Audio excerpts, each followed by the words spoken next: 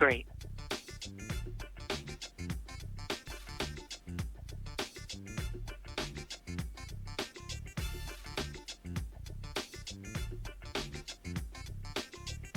One, two, three, 4, 5, 6, 7, 8.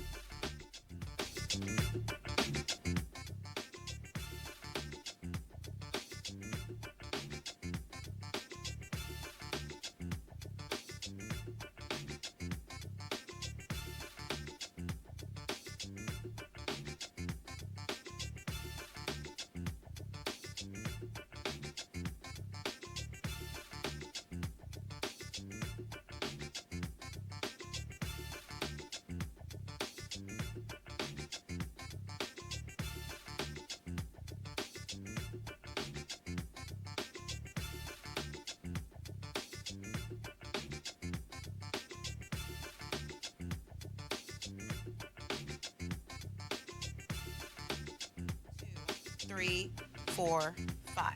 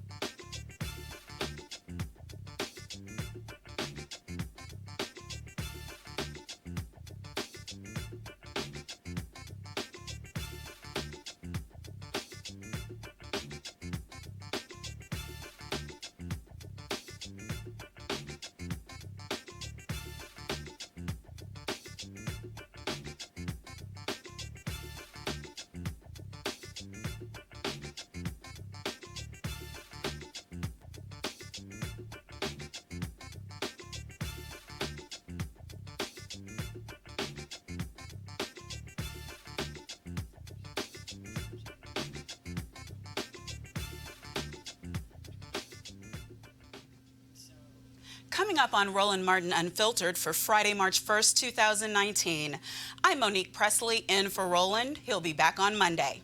More fallout for Trump from the Michael Cohen hearings, but we're focusing on the use of a black woman as a prop to prove Trump is not a racist. Representative Stacey Plaskett from the U.S. Virgin Islands is here live. A Maryland lawmaker and the First Lady of Virginia get in trouble for racist behavior. Seems like a pattern. How come some white people just don't understand what matters to us? Former Maine Governor Paul LePage spills the beans on why the GOP is focused on voter suppression. We know why, but he said it out loud. We're live in Selma, Alabama with the Reverend Jesse Jackson talking about Bloody Sunday, mobilizing our vote this year, and all about reparations and black candidates for president. And a shady group is trying to get Trump to water down the plan to reform the Baltimore police. We'll talk to the reporter who exposed the sham organization. It's time to bring the funk on Roland Martin Unfiltered. Let's go. He's got it. Whatever the biz, he's on it. Whatever it is, he's got the scoop, the fact, the find. And when it breaks, he's right on time and it's rolling. Best believe he's knowing. Putting it down from sports to news to politics. With entertainment just for kicks, he's rolling. It's on go, roll, y'all. It's Roland Martin, rolling with Roland now. He's funk, he's fresh, he's real, the best, you know he's Roland Martin now.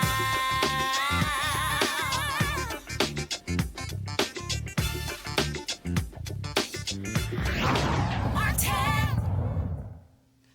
I'm Monique Presley. Roland is in Selma for the Bloody Sunday anniversary. He'll be back live on Monday. fallout from the Michael Cohen hearing before Chairman Elijah Cummings' Oversight Committee on Wednesday continues. New lines of inquiry on possible crimes by Donald Trump. More witnesses to be called. But we want to focus more on North Carolina Congressman Mark Meadows' use of African-American HUD official Lynne Patton as a prop. You'll recall Meadows brought Patton to the hearing, supposedly to prove Donald Trump is not a racist because he has a black friend. That did not sit well with committee members of color, and they were vocal about it. Just to make a note, Mr. Chairman, just because someone has a person of color, a black person working for them, does not mean they aren't racist. And it is insensitive that some would even say it's the fact that someone would actually use a prop, a black woman, in this chamber, in this committee, is alone racist in itself. Meadows was near tears, declaring he was not a racist. There's nothing more personal to me than my relationship. My nieces and nephews are people of color. Not many people know that. You know that, Mr. Chairman. And to indicate that I asked someone who is a personal friend of the Trump family, who has worked for him, who knows this particular individual, that she's coming in to be a prop, it's racist to suggest that I asked her to come in here for that reason. And Mr. Chairman, you and I have a personal relationship that's not based on color. And to even go down this direction is wrong, Mr. Chairman. Oh, but the receipts. Yesterday, we showed you two videos from 2012 of Meadows talking about sending President Obama back to Kenya. And so what we're going to do is take back our country. 2012 is the time that we're going to send Mr. Obama home to Kenya or wherever it is. We're going to do it. You know, I see it as if we do our job from a grassroots standpoint, we won't have to worry about it. You know what? We'll send him back home to Kenya or wherever it is. We'll send him back home. And late yesterday, a third such video was found by the Washington Post. Obama has gotten arrogant. He's using the pen to create and legislate from the executive branch, and we need to say enough and enough. And 2012 is when we're going to send him back home, wherever that may be. Meadows has tried to explain this away, but we haven't yet heard an apology to President Obama or the rest of us for that matter. Another member of the committee is Representative Stacey Plaskett from the U.S. Virgin Islands, who joins us now by phone from the U.S. Virgin Islands. Welcome to Roland Martin Unfiltered. Good evening. Thank you so much for being with us. Representative Plaskett, Sure. There was a video of you circulating on social media, got to say, I know I loved it, of your reaction when Congressman Jordan, the ranking Republican, was trying to stop the hearing altogether on a procedural matter. It's now been viewed over 3 million times. I'd like to show our viewers the reaction that you justifiably gave to Congressman Jordan and ask what you were thinking at the time. Simple motion, Mr. Chairman. We're watching the sausage. We're wondering to have it done 24 hours in advance. You know what? You reacted in a way that we all felt and then some, but what was going through your head as he couldn't even let the hearing start before he causes this big scene? Well, I think, I think people should have the context behind it. The Chairman Elijah Cummings of Baltimore, who's the chair of the committee, was trying to move the committee along, and I made a motion for regular order, which would stop the ranking member, Jordan, from speaking, and we would continue to proceed. But, of course, in his usual fashion, ranking member Jordan doesn't like to follow the rules when the rules are not in his favor, and so he was continuing, I felt, to be very disrespectful to the chairman, very disrespectful to the committee by continuing to talk over the chairman. And after the first time when I made the motion for regular order, and I saw that he was not desisting from continuing to speak over the chairman, I turned around to let him know that he was being disrespectful to the chair and that he needed to be quiet. Now, do you believe that this is just a Republican ranking member who has sour grapes about being out of favor and out of power, not being in leadership anymore? This is Jim Jordan's usual activity. These are his usual antics. He stylizes himself as a disruptor, and that's why, and he's going to be the bulldog. That's why you saw throughout the hearings other Republicans yielding their time to him, because he's not only a bully to the Democrats, but he's a bully in his own party by attempting to supersede other members of his own party and taking their time because he feels that he's the only one who has the most important thing to say. Right. Now, for those of us who were watching the hearing, it seemed obvious that the only real strategy the Republican committee members had was to call Cohen liar, liar, pants on fire as many times as they possibly could and state the obvious, that he's been convicted of a crime and is going to jail. What did you see as actual important testimony that came from the hearing that you participated in? Well, I think what was important is that you did not see the Republicans going after what would have been in any other hearing or any other, in a courtroom or elsewhere, the thing that was most important, which was the corroborating evidence, that being the receipts, that being the filings that he showed, the financial statements that he presented as evidence. What they tried to show were newspaper articles, magazine articles. I mean, really, those are other people's opinions. They are not substantial evidence that would fly anywhere. I mean, I can take my daughter's tweets or my children's tweets and put that up there for the value that the information that they put up on the screen at the time. So I think what's important for the American people is not taking both the testimony that Cohen gave and the substantiation and coupling with the corroborating evidence, as well as the witnesses, the list of individuals that he says can corroborate the things that he's saying. And you can be sure that Chairman Cummings, along with the stellar staff who really put together a lot of what you saw in the hearing, are going to be combing through not just the transcripts, but as well those other information that we saw. This lays a foundation for other hearings as well, for other discussions, whether it be his taxes, whether it be the discussion about untruthfulness on the part of the president. Those are the things that I think were really very important in this hearing. Now, last question, was there anything, I know you probably can't tell us, but is there anything that you thought was particularly new and corroborative of Cohen's testimony that happened in the closed session that we hopefully are going to be finding out in the general public soon? Sure. No, I can't say anything. I tried. And I had also, to try. particularly because I'm not a member of the Intelligence Committee. That's where it went on, and I have not spoken with my colleagues from that committee, and it's rare that they really give very substantive details about what happens in the Intelligence Committee.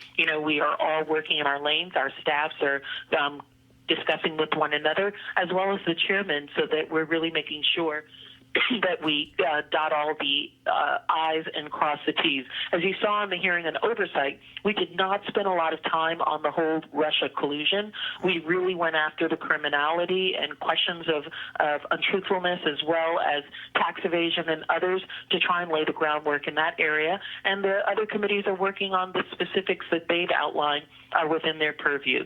So I think that that's the important thing. And one thing I did want to say, you talked about Meadows and the back and forth with Congresswoman Tlaib. One of the things I think American people should understand is, of course, that's a trope, a racial trope that individuals give when they say that I have a friend, I have another individual, someone in my family is black, therefore I can't be a racist. We all know that Massa had plenty of children that were black, and that still made him a plantation owner at the time. So that's not really giving me any comfort.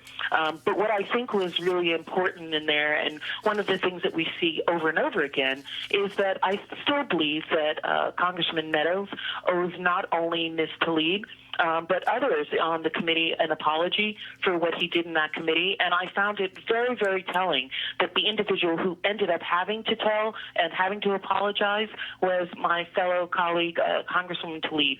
And that seems to me the usual thing that happens. If a black woman or a woman of color says that they're offended, that they've been hurt, that they've been victimized, we end up in the end making them be the one who are have to apologize for offending or bringing offense or bringing that hurt out into the public. And that's got to stop. It sure absolutely does. Thank you so much for being with us here on the show today, Representative Plaskett. But thank you also just for the example that you are for me, for young women who want to be you one day and do great things. Happy Women's History Month to you. You're doing us proud. Blessings to you and to your audience, and thank you all for having our backs and being there for us as we're doing this work in Washington. We can't do it without you all, and the words of encouragement and the support for what we're doing is really what keeps us going. So I want to thank you and the good people of the Virgin Islands for putting me there to do that work. Okay, thank you. Thank you so much. Okay, take care. Let's go to our panel. We have joining us today Eugene Craig, CEO of the Eugene Craig Organization, CJ Jordan, CEO of Jordan Management Group, and Joseph Williams, Senior Editor, U.S. News and World Report. Welcome, everybody. Appreciate it. Marianne Lasanti is the Maryland state legislator who used the N-word to describe a legislative district in the very prosperous and majority African-American Prince George's County just outside of D.C. Yesterday, the Maryland House of Delegates voted unanimously to censure Lasanti. Earlier this week, she was stripped of a committee chairmanship. However, Lasanti says she will not resign, even though both Democrats and Republicans have called on her to step down. Eugene, how can it be? Or is that, I know you don't want to hear this, but is this more Trump era stuff? I'm not saying you defend everything he does, but where you get just flat out busted and it doesn't even matter now. You just say, I'm sorry about what happened and keep on going on with your business. Which I think is crazy. Delegate Lasanti is a Democrat delegate from Harford County. The Republican governor, Larry Hogan, has called on her to resign. The lieutenant governor has called on her to resign. The Dem leadership has called on her to resign. They stripped her of all her committee slots, her leadership slots. The squeeze has really been being put on her, but she's refusing to resign. And she's taking the Northam route of, oh, hey, that'd be the easy way out. I want to, actually do something and hire somebody. And everybody's looking at her like, look, listen, you took it to the nth degree, literally. There are some things that could be ambiguous and misunderstood. Using the word nigger and calling it a nigger district is not misunderstanding. I mean, that's the universal word that you know not to use. If you can understand not to cuss around your grandparents or parents, you can understand not to use that word drunkenly in the bar. It seems like it's everything goes right now, though, CJ. Isn't this the time where the voters really have to step up and demand an action? Well, I think the voters of that particular county in her district should do a recall, if they're able to do a recall. And I think she needs to be primaried. The last result, if the voters choose not to do that, I think you put pressure on in asking the Speaker, the President of the Senate, and the Governor to withhold funds for her district. Mm-hmm. And then when they don't get any taxpayer money back in their district for their particular projects, then they would put pressure on her to go quietly. Perhaps what people don't realize is that this county is one of the most progressive, one of the most affluent, and one of the wealthiest for people of color, for black folks in the United States of America. The wealthiest. And that's what she had to say about it. Well, I mean, she represents Harford County. I mean, which is where my parents live, actually. Ironically enough, I mean, they grew up in the area, so they went back there. But this is not out of the norm for Harford County. I mean, she will speak that way of a district that's very affluent. I mean, think about how she talks about districts that aren't that way. I mean, if you're talking about that, if you're talking smack about PG County, right, you know, which is very influential, which has had a lot of success and a lot of development and brings a lot of cash to the state of Maryland. Yep. What's she say about a district, far-flung district, or a pocket of that district that doesn't have that kind of wealth?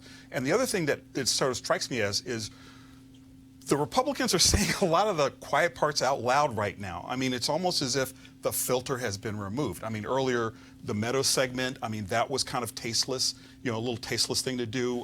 We're also talking about Hogan and those. It's like it's all coming out in the open.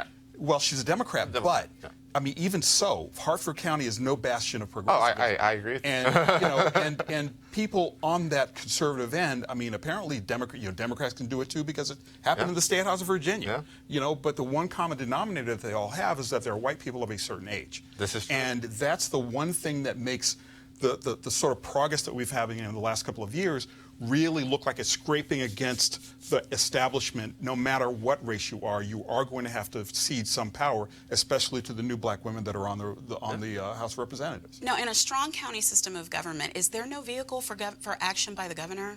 So no, at least not in Maryland. Maryland governor doesn't have the power to remove somebody. I do know that the legislature is looking at potentially rushing a bill through to provide a recall vehicles. Maryland also doesn't have a recall vehicle. If she were to step down, the local Democratic Central Committee would provide the governor with 3 nominees to pick from. Okay. But is it likely that she is going to step down? Well, it's kind of like saying, make me. I don't think she's going to step down. There's nothing. The reason that they censured her is because she refused to resign. Right. And they wouldn't even allow her to speak on.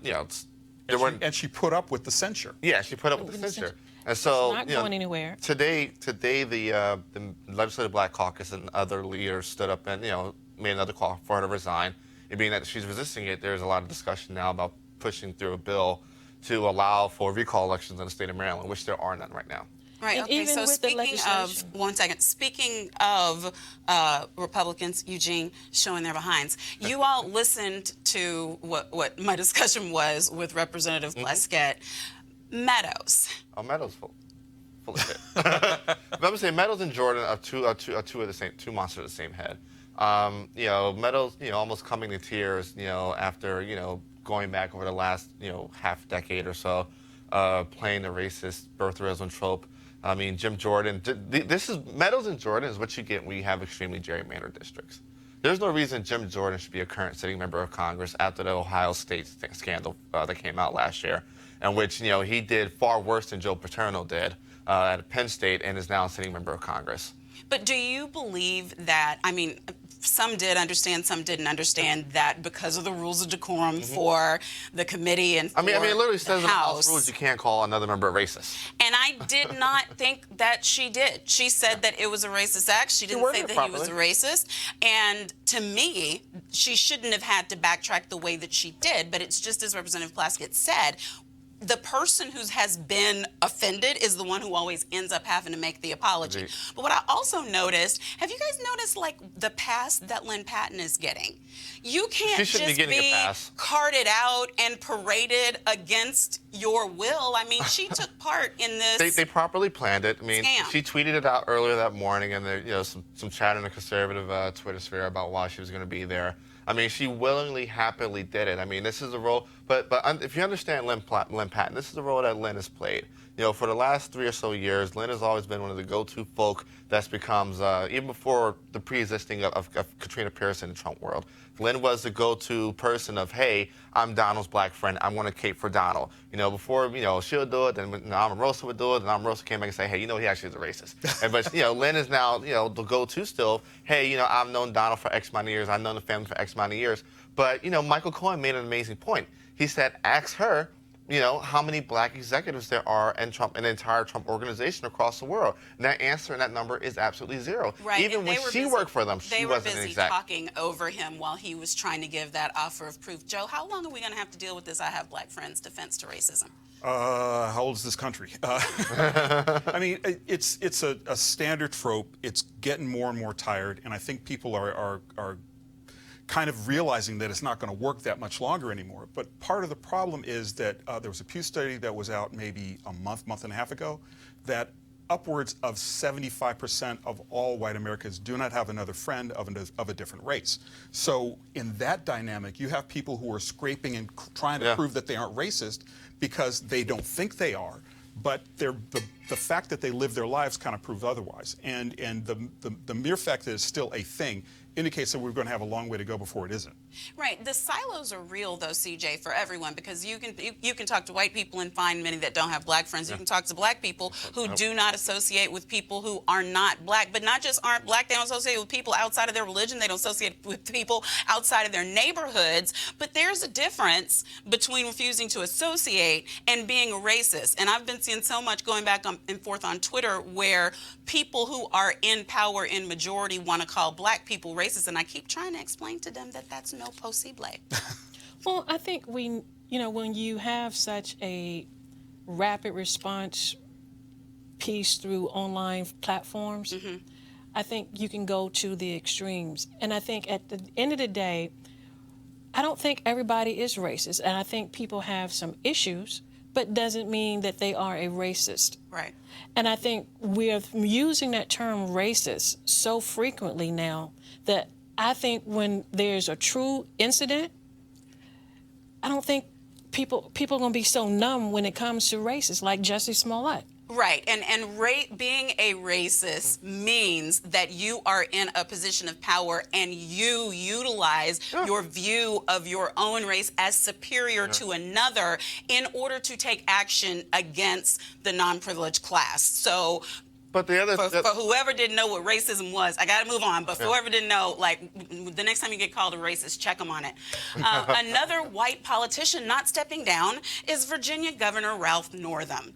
He, of the racist pictures on his medical school yearbook page, his wife Pam Northam now is in hot water for handing out raw cotton balls to school kids on tour of the governor's mansion. She's apologized, of course, but these two stories point to a problem. Some white people who should know better have no idea what the N-word or the whole concept of cotton means to us. Let's go to the panel on this one. Joe. Well, again, you don't know any black people. You don't understand the black experience in America.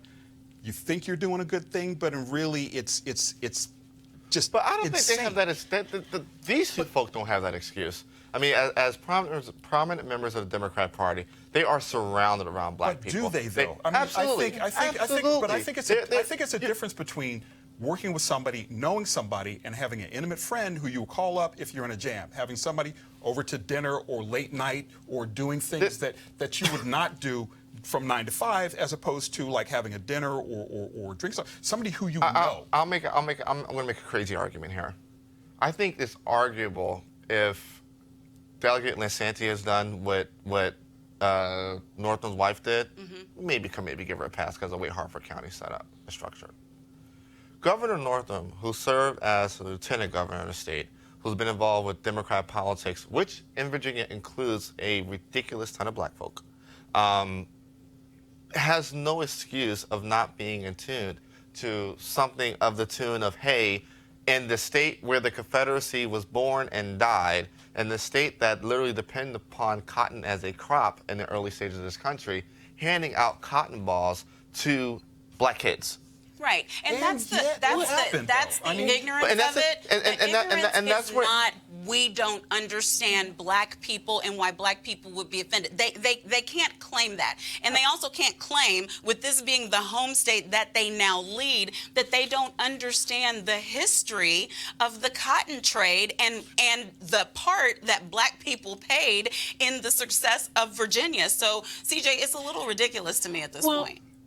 As a native Virginian, someone who grew up in the real Virginia, that's what we natives say between Southern Virginia and Northern Virginia, what you're seeing is two things. One, you're seeing the generation of those who were young, because people forget it was not until the late 70s that we really start integrating schools in Virginia. Right.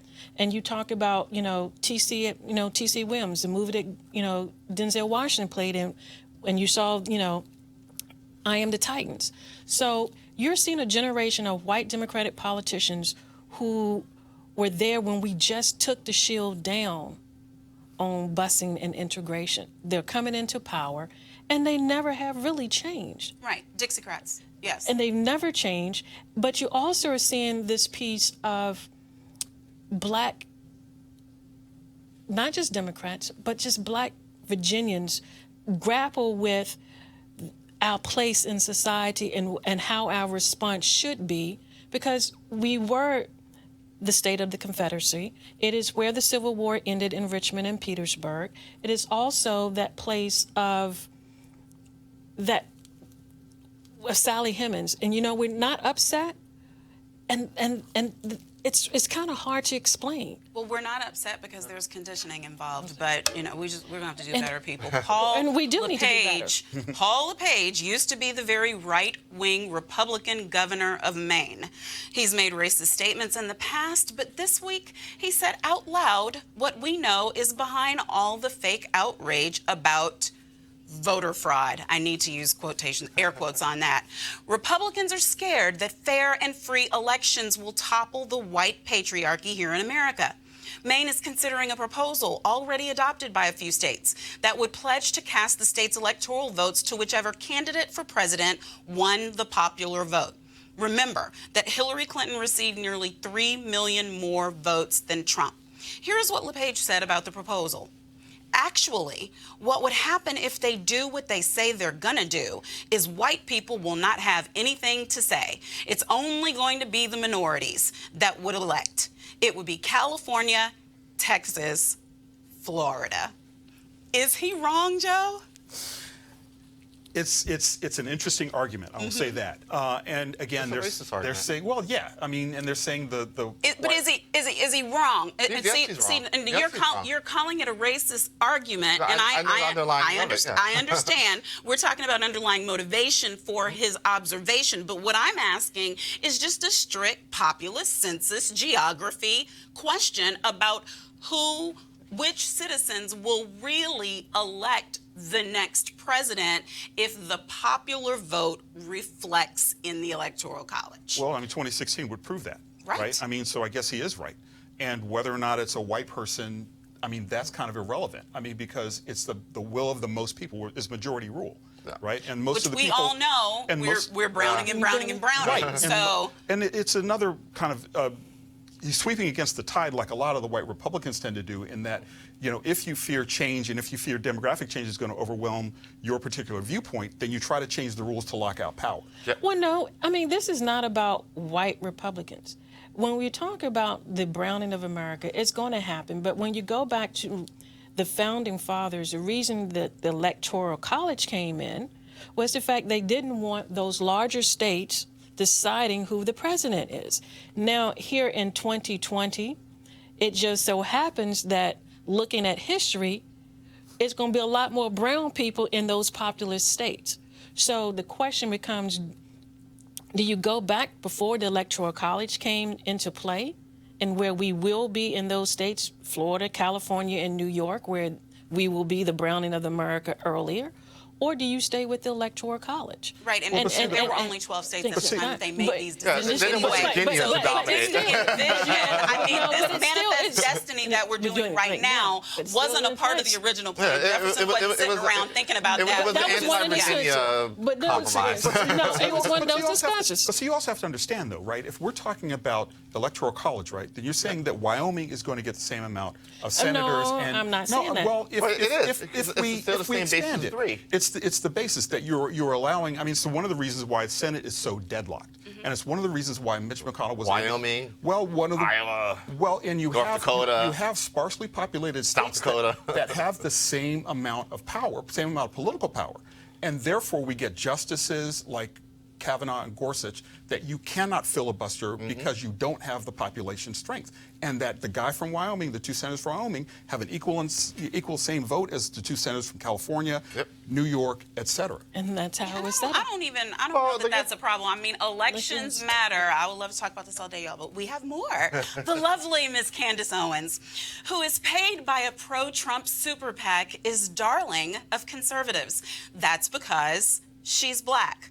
Not because she is a student of history. She proved it once again in a speech at the Conservative Political Action Committee, or CPAC, conference this week. First and foremost, stop selling us our own oppression.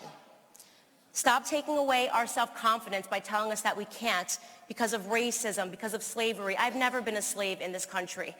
Stop telling us that we need to be obsessing over our past when we should be obsessing over our future and the potential that we have.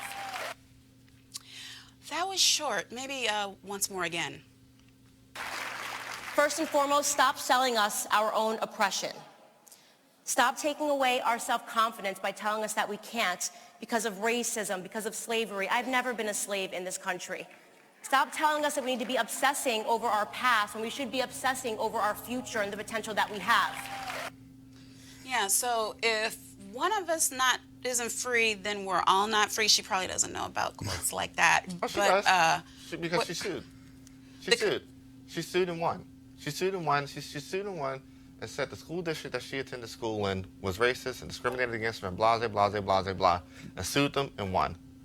What you're seeing right now is what happens when the conservative movement is able to pick off somebody. You know, they have a hot moment. You know, there are a lot of folk go through it. You know, at one point in time, I went through a small version of it. They pick you off, you have a hot moment, they blow you up, and then, you know, you feel as though you have to, you know, just run along with whatever the narrative is. And that's what you're getting out of Candace Owens.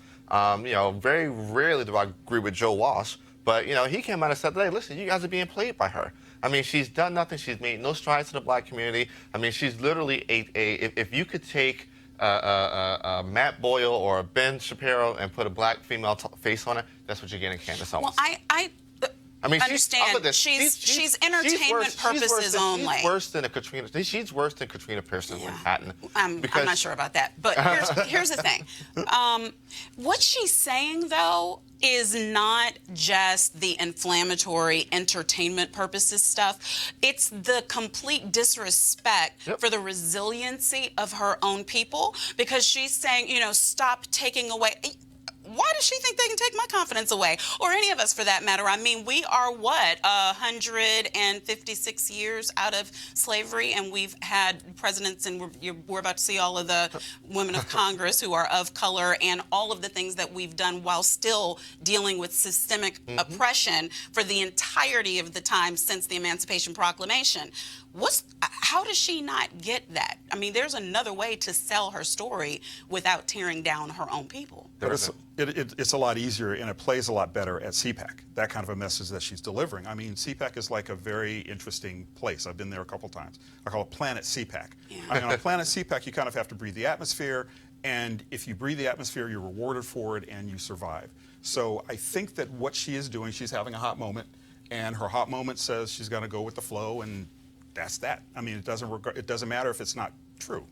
Yeah, I mean, I don't hate the game. You know, she's got game. I just wish she would use her powers for good instead of evil. CJ. Well, I like Candace. She is a friend. Is she provocative? Yes.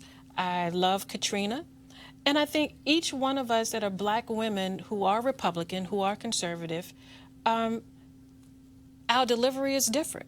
It's no different than you have, you know, some conservative black males.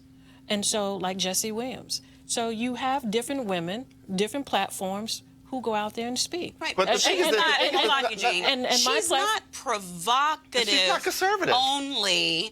I mean, never mind conservative. She's not provocative, though, only. She lies, right, with impunity. She gives false facts in speeches, and then she says things intentionally that aren't just provocative but that are destructive to others in order to advance herself. How I mean, I'm not saying how can you be a friend, because I have some friends who people challenge me about. What I'm saying is, do you ever have an opportunity to infuse some of the very rational thought that you've been exhibiting, at least so far in our conversation tonight? I think all of us, when we get together, we have our own real talk when we all get together.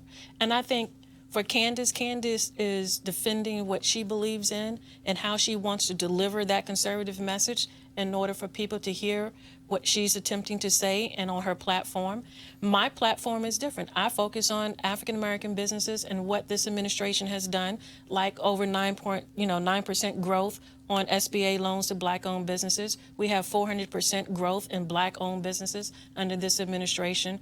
Just 2 weeks ago, we had Black CEOs that announced $2.5 billion worth of shovel-ready projects and opportunity investment zones at the White House. And so that's where my focus is. Right. So, but Eugene, I mean, we've had this conversation before. Yeah. There's a difference between a conservative, even a brand new baby conservative, and a Trumpkin. Yeah. And to me, these people that we're seeing that have sprouted up in the past 2 years or 3 years, because since the election time, do not reflect conservative values at all. Not at all. I mean, Candace Owens is not a conservative. She's, maybe been a Republican for a couple months now, and one of the little snippets in the Vice documentary was done on that she, slipped up and said, "Oh, I became Republican 2 weeks ago." Mm-hmm. And this is, 2 years almost into the Trump administration. The thing is this: there are amazing. This is Women's History Month. I think this is a continuation of Black History Month. There are amazing Black women conservatives that have been with the Republican Party since the beginning. I mean, we have folk like Kay Coach James and Condoleezza Rice. I mean, we have folk like Tara Setmeyer. I mean, there's a broad reality of strong Black female conservatives. Candace Owens isn't among them. I was going to say earlier, I'll take Katrina Pearson, who's somebody actually has legitimate conservative bona fide credentials, over Candace Owens. You'll never hear Katrina go out there and justify Hitler and try to clean it up and just say, "Oh, hey, it was okay, cool if he did this in Germany, but when he took it international, right, that's when it got messed up." That's not conservatism. Right. Neo-Nazism is not scary. conservatism. That is white supremacy. And the thing is this: the fact that she felt comfortable even vocalizing something like that showed you how screwed up and fucked up Turning Point is. That they kept her and they coddled her and they said, "Hey, it's just a boob. Keep moving." Cover your ears. We've dropped an F-bomb. Okay, we've got plenty more really great show left, and Eugene's going to get some soap in his mouth before we come back. Let's take a break, and then we'll be back with the Reverend Jesse Jackson Sr., live from Selma, Alabama. You want to check out Roland Martin Unfiltered? YouTube.com/Roland S. Martin. And subscribe to our YouTube channel. There's only one daily digital show out here that keeps it black and keep it real. It's Roland Martin Unfiltered. See that name right there? Roland Martin Unfiltered. Like, share, and subscribe to our YouTube channel. That's YouTube.com/Roland S. Martin. And don't forget to turn on your notifications so when we go live, you'll know it. You want to support Roland Martin Unfiltered? Be sure to join our Bring the Funk fan club. Every dollar that you give to us supports our daily digital show. There's only one daily digital show out here that keeps it black and keep it real. As Roland Martin Unfiltered. Support the Roland Martin Unfiltered daily digital show by going to RolandMartinUnfiltered.com. Our goal is to get 20,000 of our fans contributing $50 each for the whole year. You can make this possible. RolandMartinUnfiltered.com. Hey everybody, this is Sherry Shepherd. You're watching Roland Martin Unfiltered, and while he's doing Unfiltered, I'm practicing the wobble. Yes, I am. Because Roland Martin's the one, he will do it backwards, he will do it on the side. He messes everybody up when he gets into the wobble, because he doesn't know how to do it, so he does it backwards. And it just messes me up every single time. So, I'm working on it. I got it. You got Roland Martin. Hi, my name is LaToya Luckett, and you're watching Roland Martin Unfiltered. What's going on, everybody? It's your boy, Mac Wiles, and you are watching Roland Martin Unfiltered. What's up, y'all? It's Ryan Destiny, and you're watching Roland Martin Unfiltered. What up, Lana Well, and you are watching Roland Martin Unfiltered.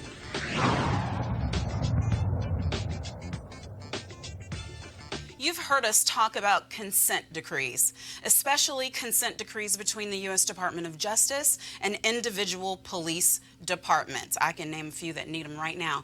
These agreements are a set of rules and procedures to force police departments to clean up their acts in regard to corruption, police shootings, and racial discrimination. Chicago has one. New Orleans has one, which has been very successful. Many officers and police unions are very much opposed to these, and the Trump administration doesn't like them either. There is one such consent decree in Baltimore, and the National Police Association has sent a letter to Donald Trump asking his help in watering it down. But a reporter for the Baltimore Sun newspaper wanted to know just what the National Police Association is. Joining us now with the surprising answer is that reporter, Justin Fenton. Justin, welcome to Roland Martin Unfiltered. Hi, thanks for having me. So you've got the scoop on these fake organizations which we've been hearing about propping up and taking on a name and taking on a cause supposedly when there really is a hidden motivation behind it. What'd you find out about them? Yeah, I mean, we got a press release the other day from the National Police Association, and it said that they were calling on the president to essentially water down the consent decree, that it was holding officers back. And, you know, that was not surprising. A lot of police organizations do feel that way. They oppose them. They want to see them revised. But I was looking at the organization saying, I'm not familiar with this. Their website looks legitimate, but there wasn't a lot of information about sort of who comprised the organization. In fact, the person who signed the letter, Ed Hutchison, said he was the president and CEO. There's no bio of him, so I just started trying to poke into his past and figure out who he was, and the answer was surprising. What was the answer?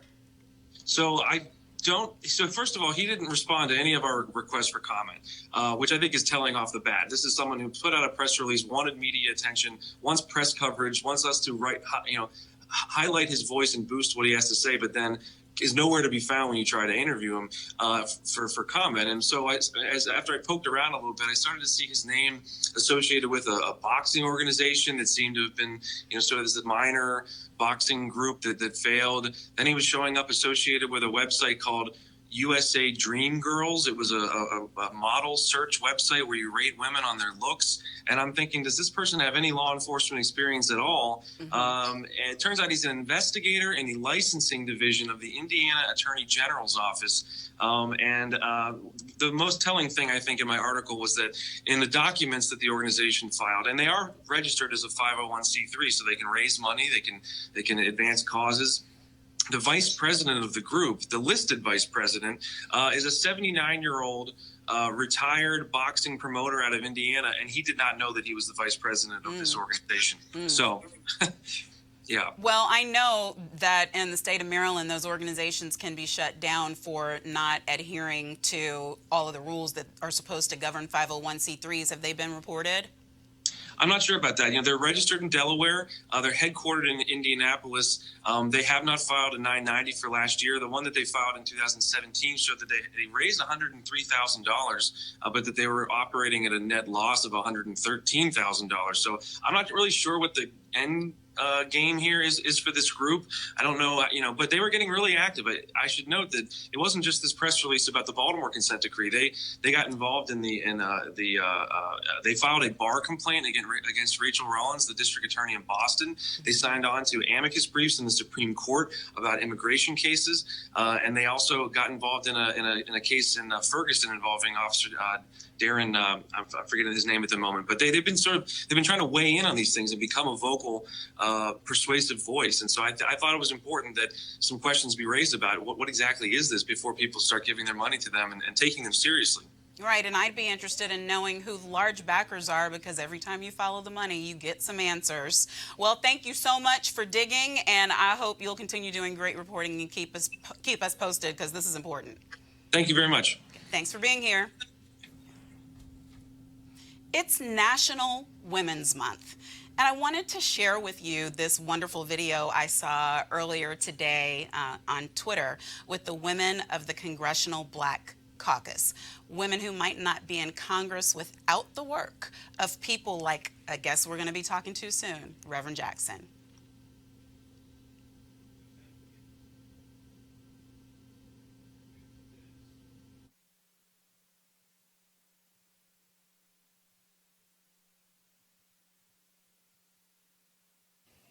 You may write me down in history with your bitter, twisted lies.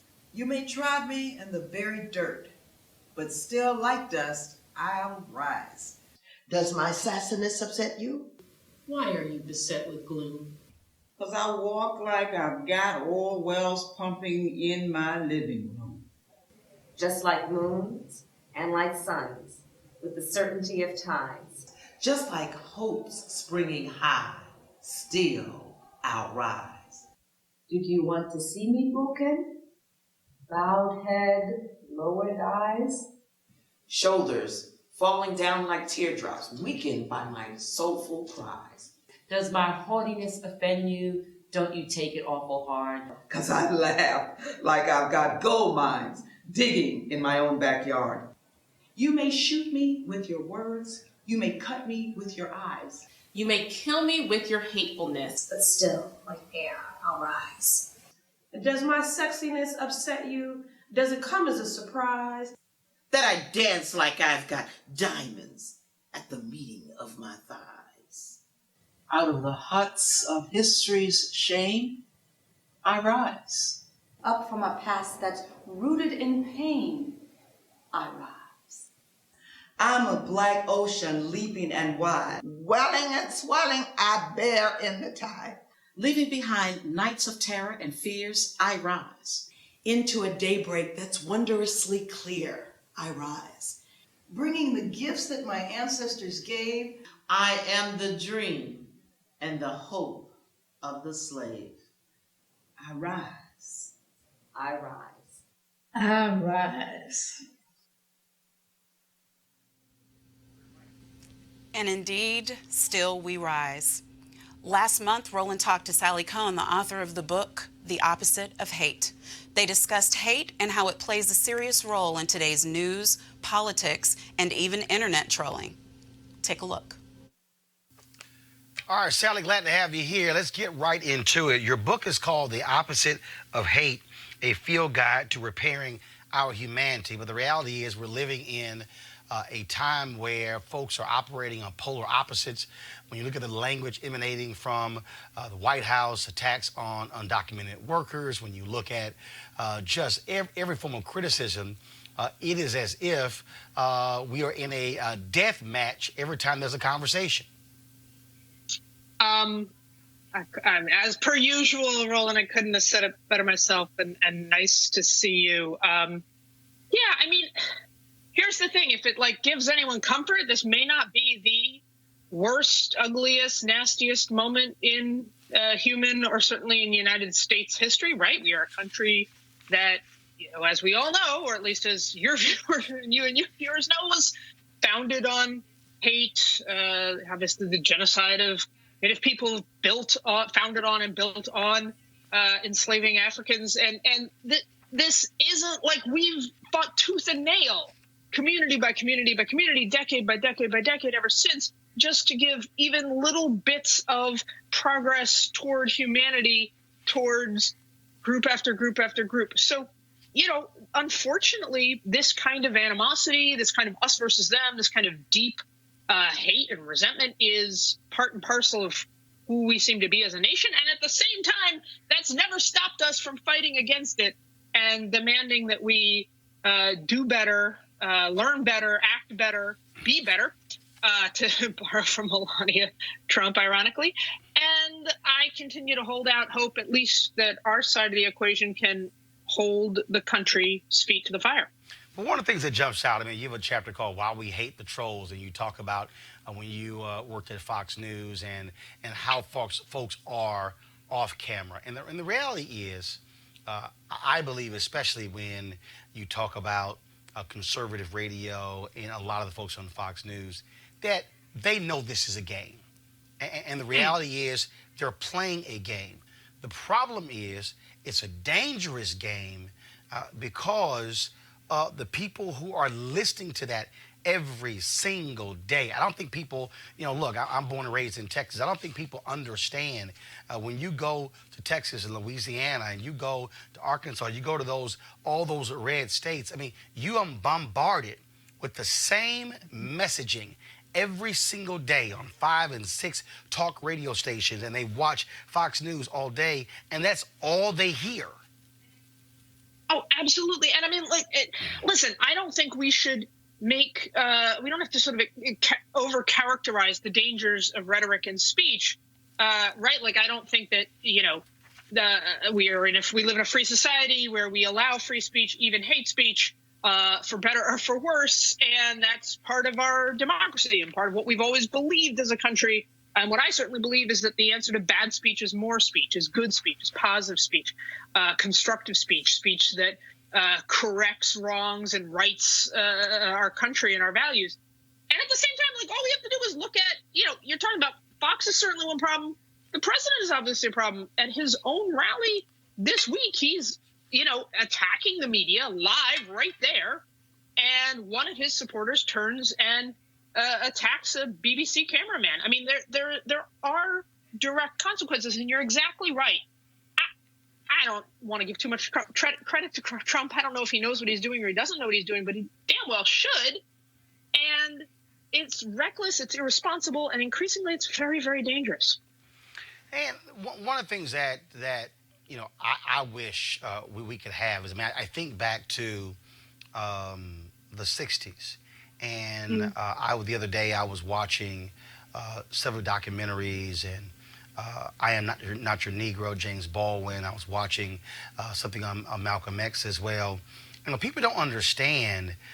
You had shows like Dick Cavett, and you had other shows that were talk shows, but you had real vigorous debate.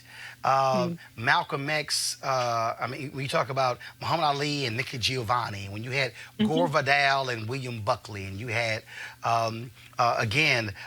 James Baldwin and these debates. You had real conversations, debates. They weren't strangling each other. They weren't saying, cut your mic off.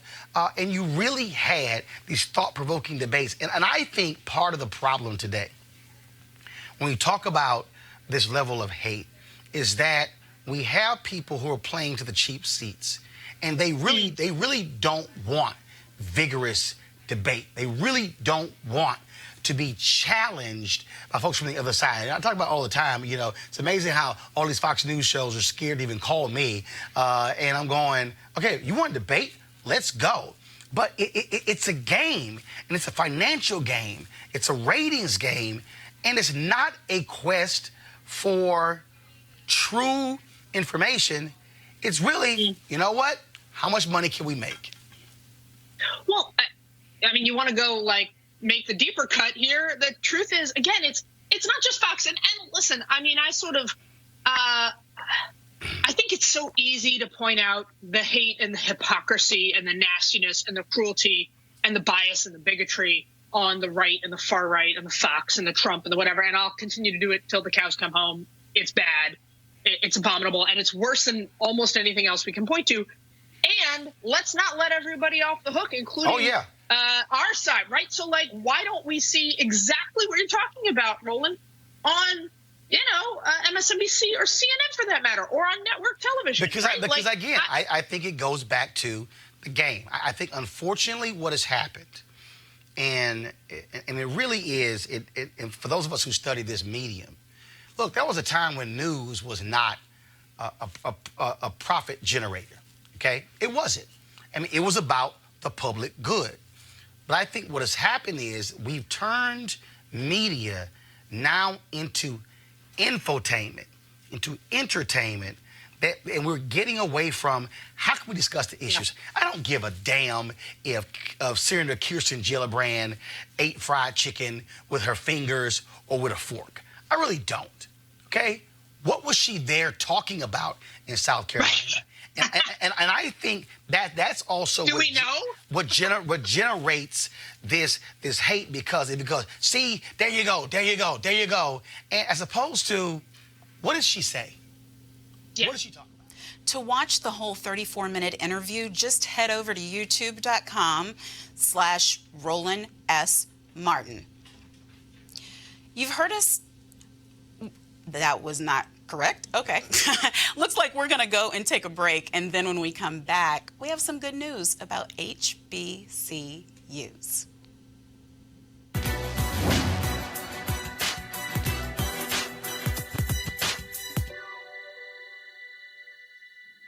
All my limitations are self-imposed, and my liberation can only come from true self-love. Journalist Max Robinson.